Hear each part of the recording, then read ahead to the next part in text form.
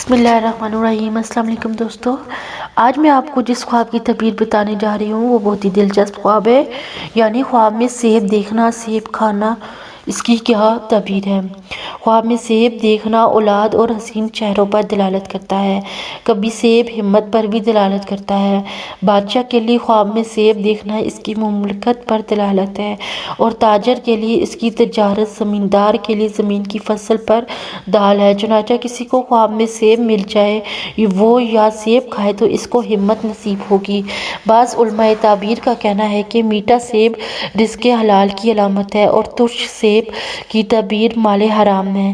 کسی نے دیکھا کہ بادشاہ نے اس کی طرف سیب پھینکا ہے تو تعبیر یہ ہے کہ وہ اس کا ایلچی ہے، یعنی جس کے ساتھ اس کی تمنی اور خواہش متعلق ہے۔ سیب کا درخت ایسے مومن مرد کی دلیل ہے جو لوگوں کے قریب رہتا ہو۔ کسی نے خواب دیکھا وہ زمین میں سیب کا درخت لگا رہا ہے تو تعبیر ہے وہ کسی یتیم کی پرورش کر رہا کیا۔ کسی نے دیکھا کہ وہ سیب کھا رہا ہے تو دلیل ہے کہ اس کو مال ملے گا جس پر دوسروں کی نظر لگی ہوگی، اور اگر سیب درخت سے چن کر کھا رہا ہے تو تعبیر یہ ہے کہ اس کو کسی شریف اور مشہور شخص کی طرف سے مال ملے گا۔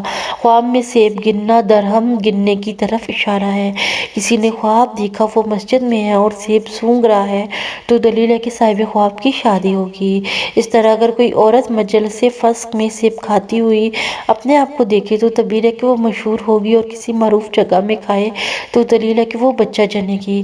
کبھی خواب میں اپنے آپ کو سیب کھاتے دیکھنا ظہور دشمن کی علامت ہے، کبھی سیب شہوت اور جماع پر بھی دلالت کرتا ہے۔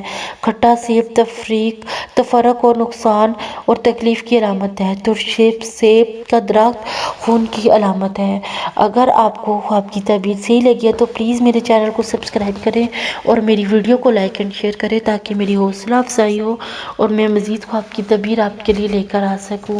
تھینک یو، اللہ حافظ۔ اور میں یہاں پہ آپ کو ایک بات بتاتی چلوں کہ اگر آپ نے کسی بھی قسم کے خواب کی تعبیر پوچھنی ہے تو آپ میرے یوٹیوب چینل کے کمنٹ سیکشن میں یا فیس بک پیج کے میسج سیکشن سے پوچھ سکتے ہیں، میں آپ کو آپ کے خواب کی تعبیر بتانے کی پوری کوشش کروں گی۔ تھینک یو، اللہ حافظ۔ اپنا بہت سارا خیال رکھیے گا اور دعا میں یاد رکھیے گا۔ اللہ حافظ۔